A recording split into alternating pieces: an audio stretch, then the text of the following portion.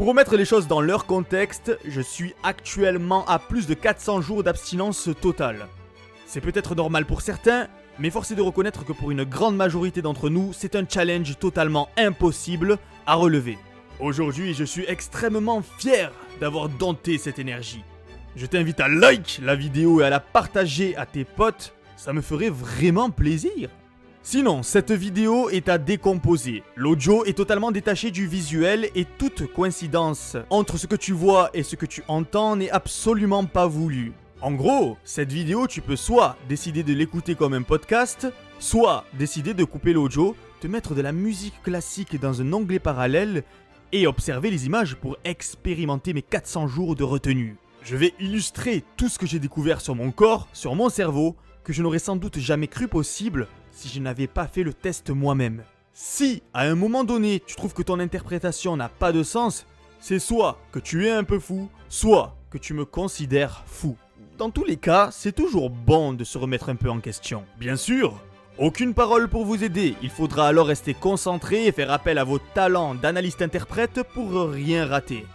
Au pire, vous pourrez vous entraider dans l'espace des commentaires pour mieux comprendre et j'hésiterai pas à intervenir.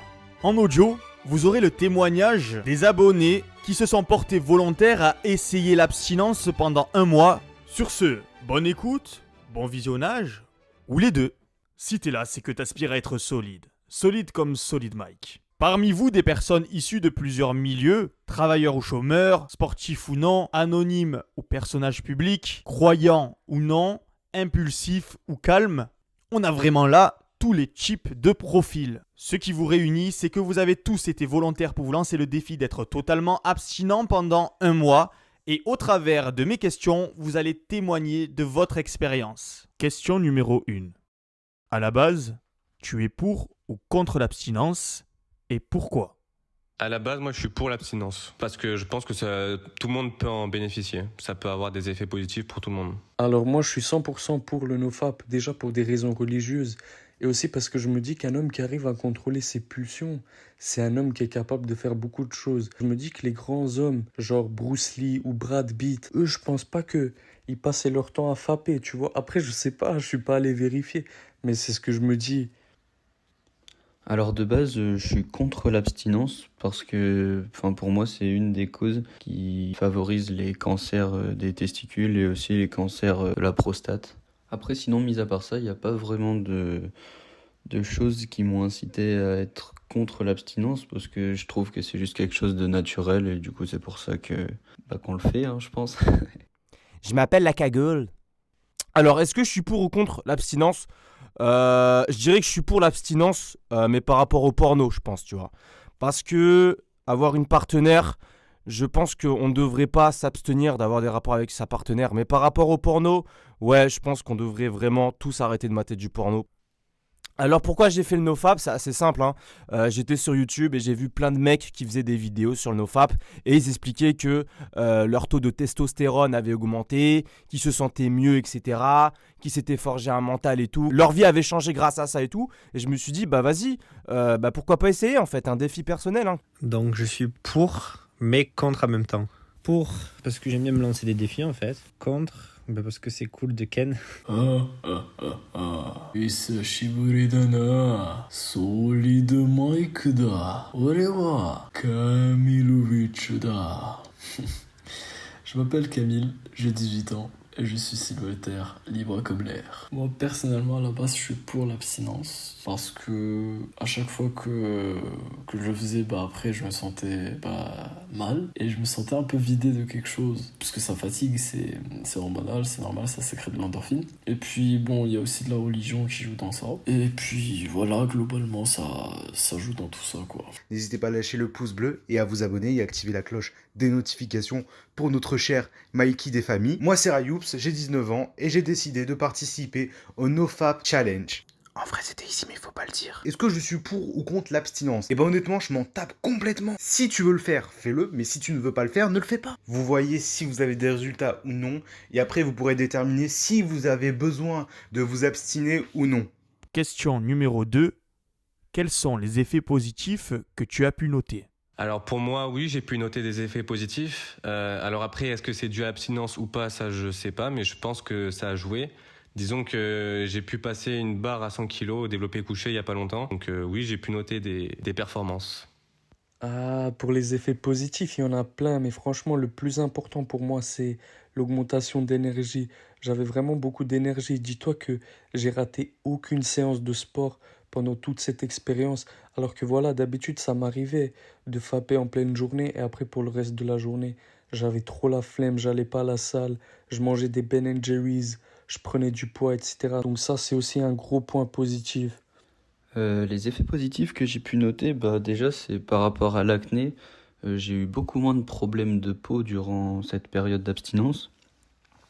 Par rapport au sport, bah, les performances que j'ai pu avoir, bah, vu que c'était le confinement, bah, j'ai pas trop pu les évaluer, mais je sais que par exemple j'étais beaucoup plus focus et j'avais beaucoup plus la motivation de m'entraîner.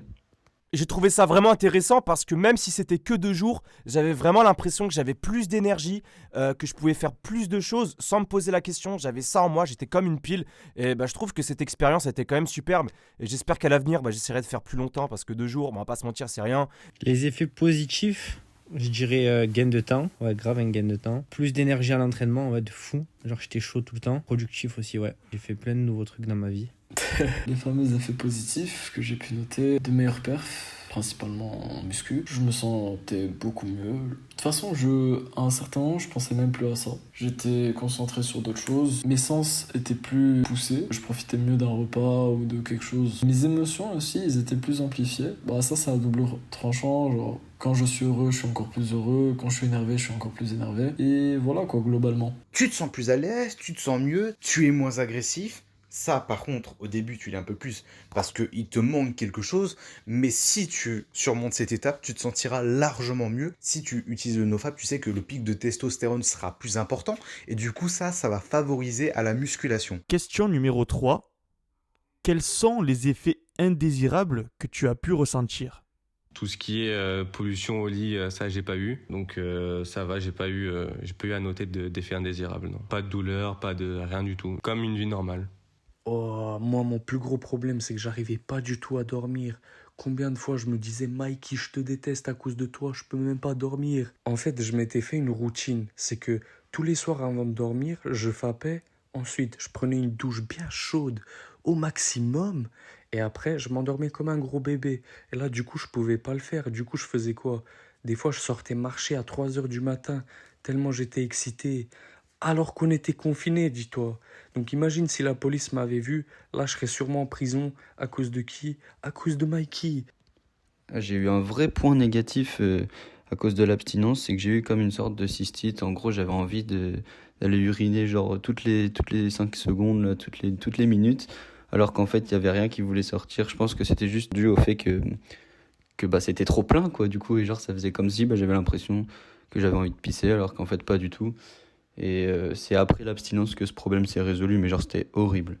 J'avais un rythme cardiaque très élevé, j'étais en chaleur tout simplement, non mais vraiment je suis vraiment sérieux, j'étais en chaleur, j'avais déjà essayé, j'avais pas réussi. J'étais ultra énervé, j'étais super nerveux, j'étais comme une pile, tu vois, c'est comme si j'avais de l'énergie en plus, mais de la mauvaise énergie un peu, tu vois. Pour moi en fait c'est un peu un rituel, je sais qu'avant de dormir je le fais.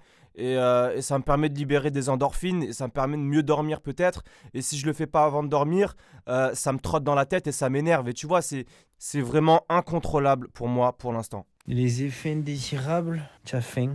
Genre j'avais tout le temps faim par contre. Et sinon, j'ai pas eu de douleur quelconque.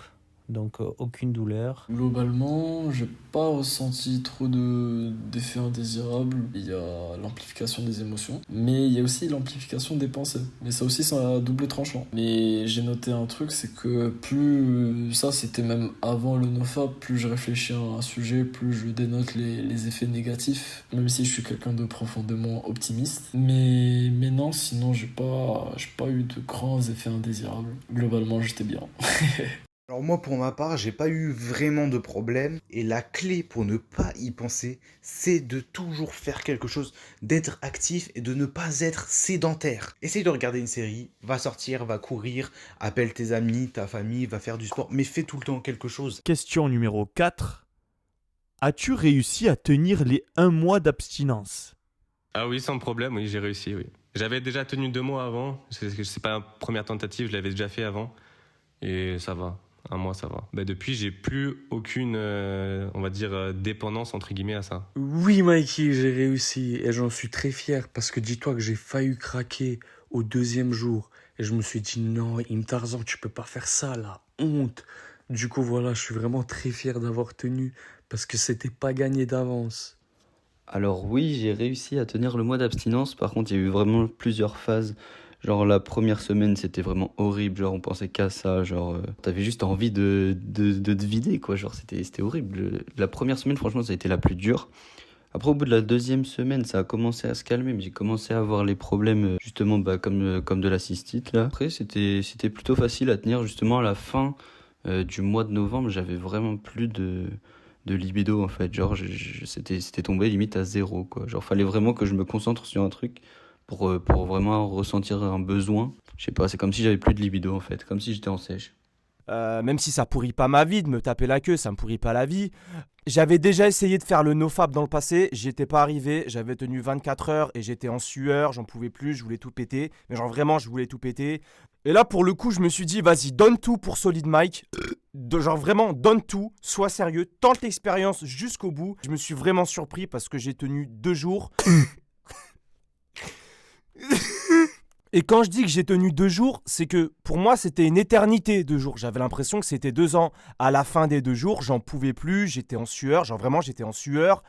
En fait, le plus difficile, c'est le début dans le nofap. Genre, t'as l'habitude d'apporter ce plaisir, tu vois, à court terme. Mais après, ça devient facile parce que, genre, tu vois les effets bénéfiques au bout de 10 jours. 10 jours à peu près. Tu es chaud, t'es tout le temps chaud pour t'entraîner. T'es productif au max, en fait. Et c'est pour ça que ça devient facile. Genre, t'as pas envie de gâcher ça, quoi. Du coup, tu continues. Alors, là par contre, c'est là où j'en ai surpris plus d'un. C'est que je n'ai pas tenu 1 mois, je n'ai pas tenu 2 mois, je n'ai pas tenu 3 mois, mais j'en ai tenu 7. En fait, j'étais en abstinence depuis le Ramadan, depuis le 25 avril 2020. Et donc, ça faisait 7 mois que j'étais en abstinence. Durant le mois de Ramadan, on est obligé. Depuis que j'ai passé ce mois-là, je me sentais pas obligé de le faire. Du coup, je l'ai pas fait. Tu as toujours des rappels quotidiens, des pics auxquels tu penses plus à ça à certains moments de la journée, notamment au moment où tu te couches. Tu peux surpasser ça. Tu n'es plus à ce niveau-là, tu n'es plus esclave de tes désirs. Tu surpasses ça.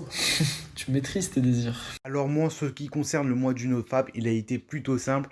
Donc je me suis lancé le défi. Pourquoi pas essayer de durer 1 an? Eh ouais, je suis fou mon gars. Mais une vie sans défi pour moi n'est pas une vie. Tu notes ça frérot, by Rayoups. Question numéro 5. Es-tu toujours en mode nofap à l'heure actuelle? Non, pas à l'heure actuelle, non. Depuis que j'ai rompu le nofap, oui, j'ai réduit la cadence. Comparé à ce que je faisais avant, oui, j'ai réduit. Je recommande le nofap à ceux qui nous écoutent parce que, disons que je le recommande sur une courte période dans un premier temps, disons sur 1 ou 2 semaines, faire une balance effet positif-négatif et s'il y a plus de positifs que de négatifs, je les conseille de se lancer sur une plus longue période. Ah, Mikey, là, tu commences à poser des questions intimes. Non, sérieux, bon. Ouais, je le fais toujours. Je suis toujours sous nofap. Mais il faut que je t'avoue un truc. C'est que là, bientôt, je vais avoir 24 ans. Donc, le 29 décembre. Et en fait, c'est peut-être con, mais je me rappelle plus du tout de ce que ça fait, la sensation de faper, tu vois. Du coup, faut que je le fasse une dernière fois avant 24 ans. Et du coup, après, c'est fini, je le ferai plus, ça, tu peux en être sûr. Je vais même battre ton record des 380 jours. Donc, j'espère que tu vas vite craquer, Mikey. J'espère que tu vas vite craquer. Et à l'heure actuelle, non, je suis plus du tout en mode nofap, là. C'est trop compliqué, hein. Ça, c'est pas un truc pour moi. Tu vois, genre, j'aime bien me challenger, genre, pour le mois. Mais vas-y, après, on reprend les bonnes vieilles habitudes, hein, tu connais. Et pour l'instant, je suis dans le ultra fap. Mais bon, voilà, c'était une belle expérience dans tous les cas. Bisous, hein. Non, enfin oui et non. Pour moi, le nofap, il est bien que jusqu'à la 4e semaine en fait. Du coup, après, ça n'a plus aucun intérêt, que j'ai plus aucun effet bénéfique. Du coup, je fais une vidange et je repars à 0. 3-4 semaines, et ainsi de suite. Je fais un nofap à temps partiel. Voilà, un peu direct, celle-là. C'est un peu personnel, mais bon, on est entre nous. Non, pour être franc, non, là je suis plus en NoFap. Donc comme j'ai dit précédemment, ça faisait 7 mois que j'étais en NoFap. Du 25 avril 2020 au 24 novembre 2020. Oui, j'ai pas fini le No Nut November, mais je n'ai plus rien à prouver à personne. Je suis resté 7 mois en NoFap. Donc voilà quoi, j'ai déjà fait quelque chose de grand, je trouve. Mais je pourrais reprendre quand je veux, c'est juste que...